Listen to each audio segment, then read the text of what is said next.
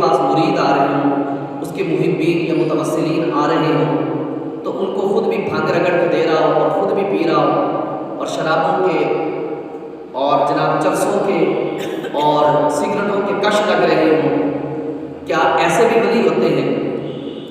یا کون سی چیز ہوتی ہے جو ان لوگوں کو ولایت کے مرتبے پر فائز کرتی ہے؟ وہ چیز کیا ہے؟ اس کے متعلق ہم قرآن مجید فرقان حمید سے سنیں گے، اور پھر انشاءاللہ مختصر سا ایک جو ہے خطۃ البحث کہنے سے، یا آپ یہ کہہ لیں کہ مختصر سی سیرت حضرت شیخ عبد القادر جیلانی غوث الاعظم رضی اللہ تعالیٰ عنہ کی ہم سنیں گے، اور پھر آپ کی عبادت اور آپ کا علمی مقام دیکھیں گے، کیونکہ سب سے بڑی جو ایک دردناک بات ہے، الم خیز بات ہے، وہ یہ ہے کہ ہمیں ہمارے نیک اولیاء کے کرامتیں سنائی جاتی ہیں جو کہ برحق ہیں، وہ سنائی جاتی ہیں، ہمارے لوگوں کو ان حضرات کا علمی مقام، ان حضرات کی دین متین کے لیے، تبلیغ دین کے لیے جو کاوشیں تھیں، علم دین کے لیے جو ان کی کوششیں تھیں، انہوں نے کس انداز کے اندر خود علم پڑھا، ان کا علمی مقام کیا تھا، یہ کتنے پرہیزگار تھے، زہد و تقوی کتنا رکھتے تھے، اور یہ اللہ رب العالمین کی کتنے عبادت گزار بندے تھے، شاید ہمیں اس کے بارے میں نہیں بتایا جاتا۔ یہی وجہ ہے کہ بہت سارے لوگ بھی اعتراضات کا ایک گٹھا اٹھا کر مسلمانوں کی طرف جو ہے روا کرتے ہیں، پھر جس کے جوابات دیہی کی سنت کے اندر بہت سارے عقائد اور فسادات اور معاملات کے اندر بڑی خرابیاں لازم آ جاتی ہیں۔ اللہ رب العالمین نے قرآن مجید فرقان حمید میں ارشاد فرمایا، اللہ رب العالمین ارشاد فرماتا ہے ان الذین آمنوا وعملوا الصالحات سیجعل لهم الرحمن ودا، فرمایا بے شک وہ لوگ جو ایمان لائے اور نیک اعمال کیے، سیجعل لهم الرحمن ودا، اللہ رب العالمین فرماتا ہے کہ ایسے لوگوں کی محبت کو ہم لوگوں کے دلوں میں ڈال دیں گے۔ اب اللہ رب العالمین نے جو چیزیں بیان فرمائی کہ جو بندہ ایمان لائے اور نیک اعمال کرے، فرمایا ایسوں کی محبت کو ہم لوگوں کے دلوں میں ڈالتے ہیں۔ اللہ نے یہ نہیں فرمایا کہ جو جناب نمازیں نہ پڑھتا ہو، عبادت ہی نہ کرتا ہو، اور جناب والا بھنگ رگڑ رگڑ کے پیتا ہو، دوسروں کو بھی پلاتا ہو، ہے جی، اور گلے کے اندر 50 مردوں والی تسمیاں ڈال کے گھومتا ہو، اور اس کے بال جو ہیں شریعت کے خلاف رکھے ہوئے ہوں، اور اپنے آپ کو پیر بھی کہتا ہو، فرمایا نہیں، ایسے بندوں کی تو ہم نے بات ہی نہیں کی نا، وہ پروردگار عالم ایسے بندوں کا تذکرہ ہی نہیں فرماتا جو اس کے حبیب علیہ السلام کی شریعت سے ٹکراتے ہوں، ان کا تو وہ تذکرہ ہی نہیں کر رہا نا۔ وہ تذکرہ کن لوگوں کا فرما رہا ہے؟ وہ فرمایا وہ لوگ جو ایمان لائیں اور نیک اعمال کریں، فرمایا ایسے لوگوں کی محبت کو ہم لوگوں کے دلوں میں ڈال دیتے ہیں۔ پہلی چیز فرمایا ایمان لائیں، ایمان کا کامل ہو، ریال، پاؤنڈ، پیسوں، روپوں، یورو پہ بکنے والا نہ ہو۔ یہ نہ ہو کہ جب بات آئے رسول اللہ کے دین کی، ایک طرف رسول اللہ کا دین ہو اور دوسری طرف پیسوں کی گٹھڑی رکھی ہوئی ہو، تو وہ جناب یہ کہے کہ میں پیسوں کی گٹھڑی کو تو ترجیح دیتا ہوں، رسول اللہ کے دین میں تھوڑی سی تخفیف لاتا ہوں۔ فرمایا نا، ایسا تو ایمان چاہیے نہیں نا، یہ تو پلپلا ایمان ہے جو سکوں پہ، جو ٹکوں پہ بک جاتا ہے۔ فرمایا ہمیں ایسا ایمان چاہیے کہ 72 تن قربان کرنے کے بعد اپنا سر بھی نیزے پہ ہو، پھر بھی میرے دین کی تبلیغ جاری ہے۔ فرمایا ایسا کامل ایمان چاہیے۔ فرمایا پھر وعامل الصالحات، فرمایا کہ وہ بندہ اعمال کے اعتبار سے بھی کامل ہو، اعمال کرتا ہو۔ فرمایا فرائض و واجبات تو ہے ہی ہیں، فرائض و واجبات پر بھی کار بند ہو، فرائض و واجبات کو بھی وقت پر ادا کرتا ہو، اور فرمایا اس کے ساتھ ساتھ ہماری بارگاہ کی طرف آنے والے جتنے بھی اعمال ہیں ان کو بجا لاتا ہو۔ فرمایا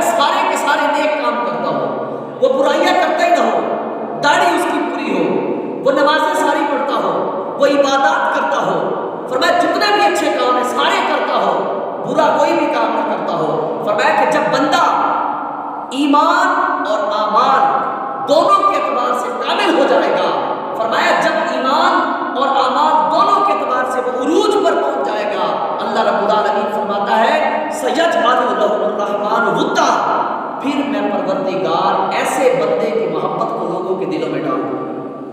اللہ اکبر۔ فرمایا ہر ایرے ایرے کی محبت نہیں۔ آج یہ ہم جا رہے ہیں جہاں بیٹھے ہوتے ہیں اور دل کرتا ہے یار میں داتا صاحب حاضری نہ دے کے آؤں، اور دل کرتا ہے یار میں پاک پتن حاضری نہ دے کے آؤں، شاہ رخ نے اگر ملتانی نوری حضوری علامہ کے مزار پہ حاضری نہ دے کے آؤں میں، دل کرتا ہے نا باہو سلطان نہ چلا جاؤں، نہ دیکھتا ہے موٹر سائیکل نہ دیکھتا ہے سائیکل کھینچ کے چل پڑتا ہے۔ یہ لوگ کیسے لوگ تھے؟ یہ یہی لوگ تھے کہ ان کا ایمان بھی کامل تھا اور ان کے اعمال بھی کامل تھے۔ راتوں کو جب مخلوق سو رہی ہوتی تھی تو یہ لوگ کھڑے ہو کے اللہ کی بارگاہ میں عبادت کر رہے ہوتے تھے۔ جب مخلوق پر روزے فرض نہیں ہوتے تھے تو ان دنوں میں بھی یہ روزے کی حالت میں رہ کر اللہ کی عبادت کیا کرتے تھے۔ نفلی روزے رکھ کے سارا دن علم دین کی تبلیغ کرتے تھے، لوگوں کو اللہ اور اس کے رسول کے پیغامات پہنچاتے تھے۔ پھر جب یہ لوگ ایمان اور اعمال کے اعتبار سے کامل ہوئے، جب ان کا ایمان بھی سچا تھا، ان کے اعمال بھی مخلص تھے، جب ایمان اور اعمال دونوں کے اعتبار سے یہ لوگ کامل اور اخلاص والے ہو گئے، پھر دیکھیے دنیا سے گئے ہوئے تو کئی سال گزر گئے، آج بھی ان کے گرد لوگ گھومتے ہیں، آج بھی جاتے ہیں اور ان کے مزارات پر حاضری دے کر ان سے اپنی عقیدت اور محبت کا اظہار کرتے ہیں، کیونکہ ان لوگوں نے اعمال اور ایمان سچا دکھا کے اپنے رب کو راضی کیا تھا۔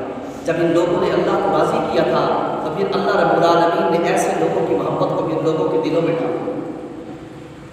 پھر لوگ دور دراز سے یہ نہیں دیکھتے تھے کہ ہم کہاں سے آئے، کیا کر رہے ہیں، پھر ایسوں کی محبت لوگوں کے دلوں میں چلی گئی کیونکہ انہوں نے اللہ کو راضی کیا۔ بڑی عجیب سی بات ہے دیکھنے کو ملتی ہے کہ دیکھیے لوگوں نے بڑے بڑے سیمینار کیے، بڑی بڑی کانفرنسیں کی اور بڑے بڑے جلسوں کا انعقاد کیا اور بڑے بڑے ایوان سجائے۔ مقصد یہ تھا کہ کسی طریقے سے یہ جو مزار کے اندر بابے پڑے ہیں نا، ان کی محبت کو لوگوں کے دلوں سے نکالا جائے، کبھی شرک کے فتووں کے ذریعے، کبھی بدعت کے فتووں کے ذریعے، کہ کسی طرح سے بھی ان کی محبت کو لوگوں کے دلوں سے نکالا جائے۔ لیکن ہم نے دیکھا صدیاں گزر گئیں لیکن محبت کم نہیں ہوئی، بڑھتی چلی گئی۔ یار وہ کون سی قوت ہے جو ان کی محبت کو دلوں میں ڈالتی ہے، پھر اس کی آب جاری کرتی ہے اور پھر اس کے بعد اس کو تناور درخت بناتی ہے جس کی شاخیں اطراف عالم کے اندر پھیل جاتی ہیں؟ وہ کون سی قوت ہے؟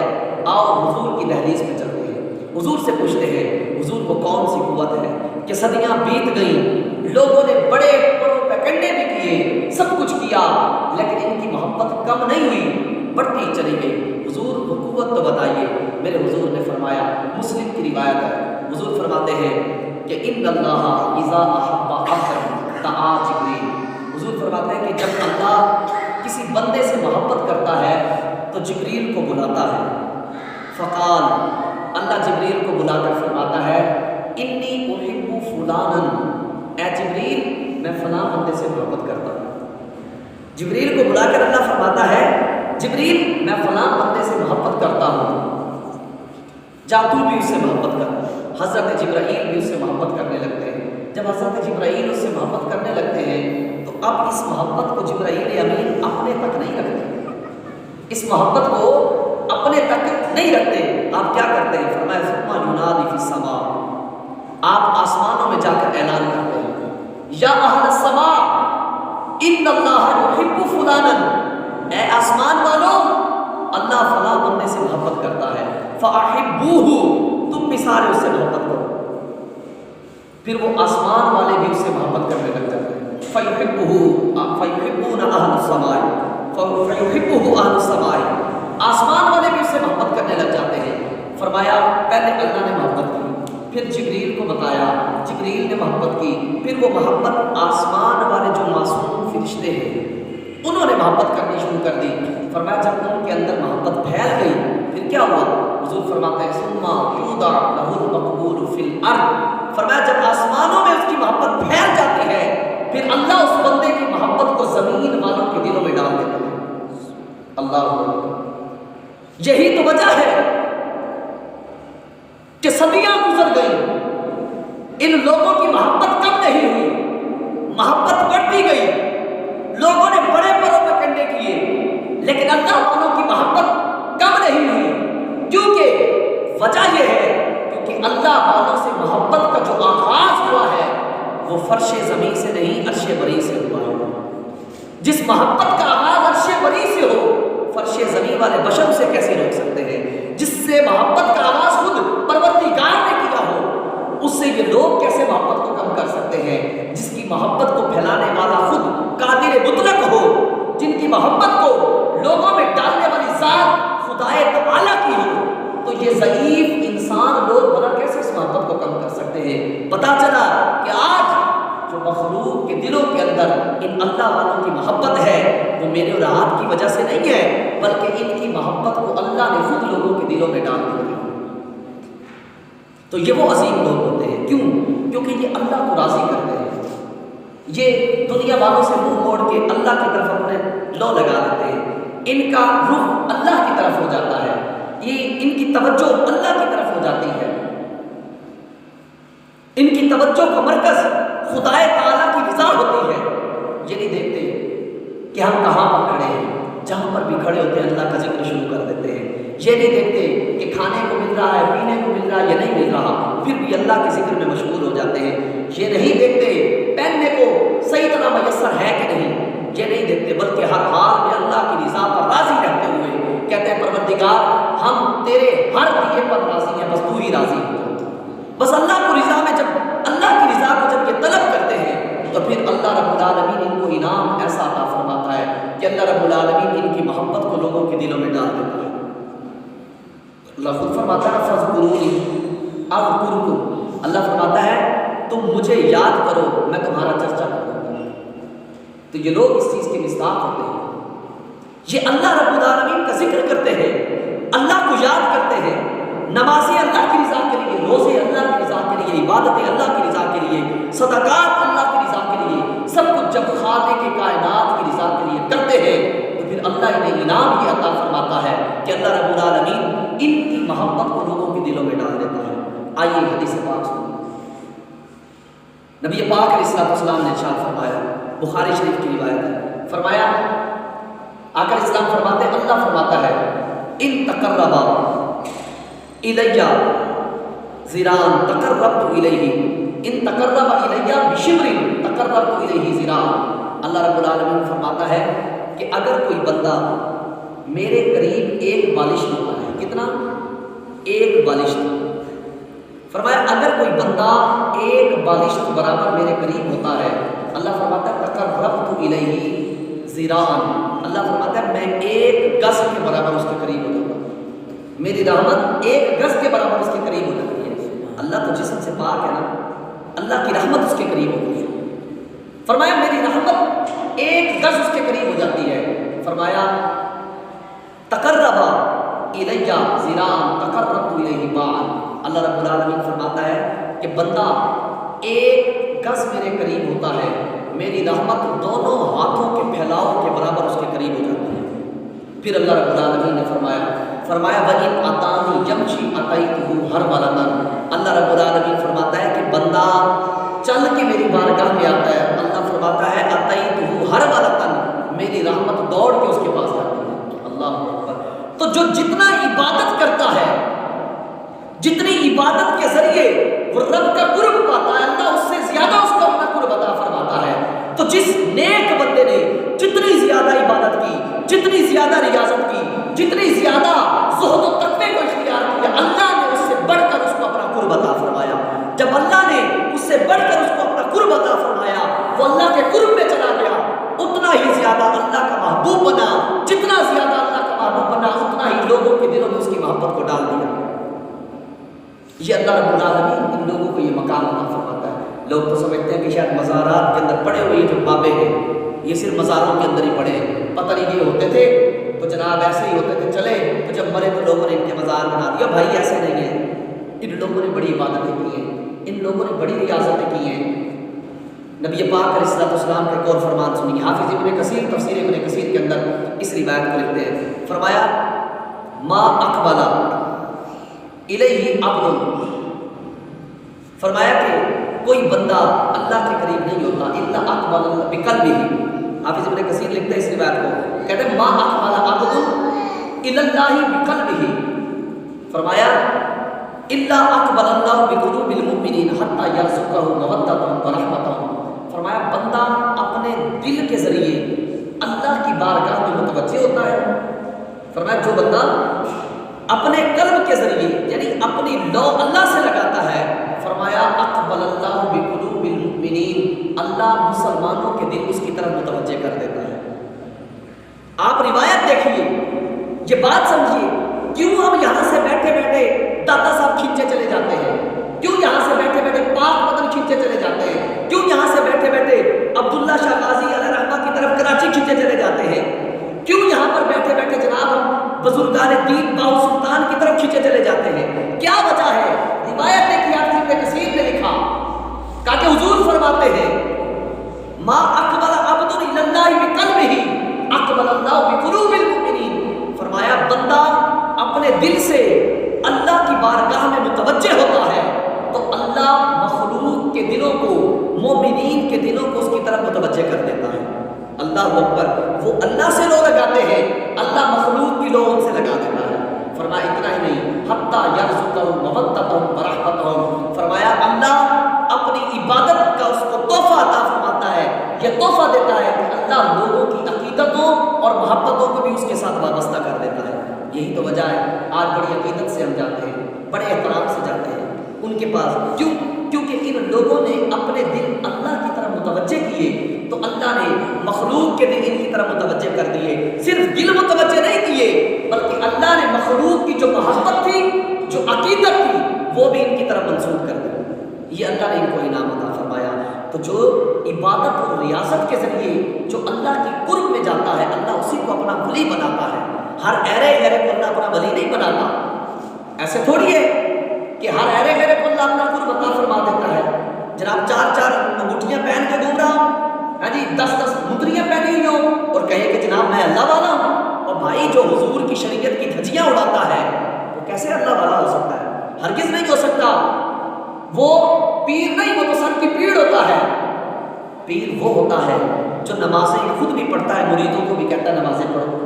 پیر وہ ہوتا ہے جو آستانوں پر بیٹھ کر مریدوں کی تربیت کرتا ہے. بیٹا جھوٹ نہیں بولنا، لوگوں کا حق نہیں مارنا، بیٹا یہ نہیں کرنا. پیر وہ نہیں ہوتا جو خود بھی داڑھی منڈا ہو، نہ خود نماز پڑھتا ہو، نہ دوسروں کو نماز کا کہتا ہو. یہ پیر نہیں ہوتا، یاد رکھیے گا، یہ سب کی پیڑ ہوتا ہے.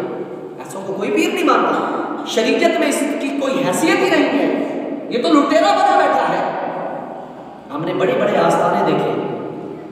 یار ٹھیک ہے پیر کا بیٹا ہے، اگر پیر کا بیٹا شریعت پر چلتا ہے تو ٹھیک ہے، اس کو پیری مریدی آتی ہے، وہ عالم ہے تو پیر بن سکتا ہے. ہمارے علماء نے لکھا ہے کہ جاہل کبھی پیر ہی نہیں ہو سکتا. یہ جی پیر صاحب کے صاحبزادے اور داڑھی کبھی رکھی نہیں ہے، ساری زندگی پڑھتے رہتے ہیں، پورا سال امریکہ کی یونیورسٹیوں میں پڑھتے ہیں اور ادھر جا کر انگریزوں کی یونیورسٹیوں میں پڑھتے ہیں. جب عرس کے دن آتے ہیں تو تورا پہن کے بیٹھ جاتے ہیں. جی پیر صاحب کے صاحبزادے ہیں اور مرید بھی عقیدت میں ہاتھ جوڑ رہے ہیں. اور خدا کا خوف کرو یار، یہ کیسے پیر ہو سکتا ہے؟ پیر کا بیٹا پیر اسی صورت میں بنے گا جب وہ خود بھی عالم ہو، شریعت کو جاننے والا ہو، اسے پتا ہو کہ پیری مریدی ہوتی کیا ہے، شریعت کیا ہے، طریقت کیا ہے.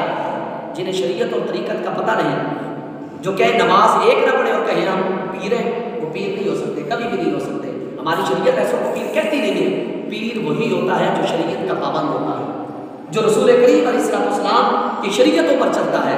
ہمارے دادا صاحب کو دیکھو، ایک بندہ آیا نا آپ کے پاس بڑے دور دراز کا سفر کر کے. میں نے دادا صاحب کی جب سیرت بیان کی تھی اس وقت یہ میں نے واقعہ عرض کیا تھا. دور دراز کا سفر کر کے آیا مرید ہونے کے لیے. 3 دن دادا صاحب کی بارگاہ میں رہا، چوتھے دن جانے لگا. دادا صاحب نے پوچھا خیر تھی، کیسے آیا تھا؟ کہتے حضرت مرید ہونے آیا تھا، بس جا رہا. آپ نے پورا پھر ہوا کیوں نہیں مرید؟ کہتا 3 دن میں آپ کی کوئی کرامت ہی نہیں دیکھی، 3 دن میں آپ کی کرامت ہی نہیں دیکھی تو مرید کیسے ہو جاؤں؟ آپ نے فرمایا ان 3 دنوں میں تو نے شریعت کے خلاف میرا کوئی کام دیکھا ہے؟ فرض تو فرض، واجب تو واجب، سنت تو سنت، میرا کوئی نفل بھی قضا دیکھا ہے؟ کہتے نہیں. کہا کہ کوئی میرا شریعت کے خلاف काम देखा है तूने 3 दिनों के अंदर? कहता नहीं देखा। आपने फरमाया इससे बड़ी और करामत क्या दिखाऊं तुझे? हम करामतें देखते हैं ओ भाई, दीन पर इस्तिकामत देखो, ये बंदा शरीयत का कितना पाबंद है। करामत से बड़ी इस्तिकामत होती है, और यही इस्तिकामत मेरे और आपके शेख जीला, पीरे पीरा, मीरे मीरा, शेख अब्दुल कादिर जिलानी, शाह जिला, हजरत गौसुल आजम रज़ी अल्लाह तआला अन्हु की सिफत थी। आप 470 या 471, चूँकि 2 तारीखें मिलती हैं, 470 या 471 सन हिजरी के अंदर आप एक बगदाद के, इराक के एक इलाके जीलान में पैदा हुए, जिन्हें आपकी ज़बान में गीलान कहा जाता है। जीलान भी कहते हैं इसको, गीलान भी कहते हैं। आप वहाँ पर पैदा हुए। आपके वालिद साहब का नाम शेख सैयद अबू सालेह मूसा जंगी दोस्त रहमतुल्लाहि तआला अलैह, और आपकी वालिदा मोहतरमा का नाम हज़रत उम्मुल खैर रज़ी अल्लाह तआला अन्हा। आपके वालिद माजिद रहमतुल्लाहि तआला अलैह और आपकी वालिदा माजिदा इंतहाई नेक सिफत लोग थे और बड़े ही दीनदार थे। और आपकी पैदाइश के चंद ही अरसे के बाद आपके वालिद साहब बचपन में ही फौत हो गए थे। और आपके वालिद साहब को जंगी दोस्त इसलिए कहा जाता था क्योंकि आपको जिहाद का बहुत ज़्यादा शौक़ था, और आपने कई जिहादात के अंदर जाकर शिरकत भी की थी। और आप रज़ी अल्लाह तआला अन्हु की जो बड़ी खासियत थी, आप रमज़ानुल मुबारक के पहले रोज़े को पैदा हुए, यकम रमज़ानुल मुबारक को। और बड़ी आपकी खासियत ये थी शेख अब्दुल कादिर जिलानी रहमतुल्लाहि तआला अलैह की, कि आप अपने वालिद की तरफ से, आपका जो सिलसिला नसब हज़रत अली रज़ी अल्लाह तआला अन्हु से जाकर मिलता है, वालिद की तरफ से आप 11वीं पुश्त में जाकर हज़रत अली से मिलते हैं, और वालिदा की तरफ से 12वीं पुश्त में जाकर आप हज़रत अली से मिलते हैं। इतना करीब का रिश्ता है हज़रत अली से। 11 वास्तों से हज़रत अली से बाप की जानिब से, और 12 वास्तों से माँ की जानिब से। आप वालिद की जानिब से हसनी सैयद हैं, और वालिदा की जानिब से आप हुसैनी सैयद हैं। हसनी हुसैनी इसलिए आपको कहा जाता है। अल्लाह ने ये मकाम आपको अता फरमाया, और इंतहाई नेक सिफत। अभी आपका मैं मुख्तसर कर रहा हूँ क्योंकि मैंने 1:30 बजे से पहले बैठ ख़त्म करना है, इंशाल्लाह वक्त पर ही जुमा पढ़ाएंगे।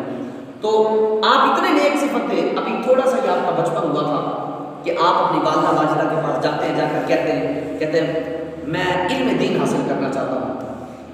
आपकी वालिदा बड़ी खुश हुई कि बचपन की हालत में मेरे बेटे को शौक़ है, मेरा बेटा इल्म दीन हासिल करना चाहता है। आज तो अगर बच्चा कह दे कि जी मैंने फ़लान मदरसे में जाकर पढ़ना इल्म दीन हासिल करने के लिए, तो नहीं जी नहीं, इस उम्र में हम आपको कहाँ भेजें। उस वक्त तो कोई खत की ताकत होती थी, जिसे फ़ोन भी नहीं होते थे। आज तो फ़ोन भी है, गाड़ियों की सहूलत भी है। उस वक्त तो पैदल सफ़र होते थे या जानवरों पर सफ़र होते थे, पहुँचते पहुँचते भी वक्त लगता था। अल्लाह अकबर। आपकी वालिदा के भी मैं कुर्बान जाऊँ, छोटी सी उम्र है। वालिदा ने कहा कि बेटा इससे बड़ी मेरे लिए सादत की क्या बात है कि मेरा बेटा इल्म दीन हासिल करना चाहता है, आलिम बनना चाहता है।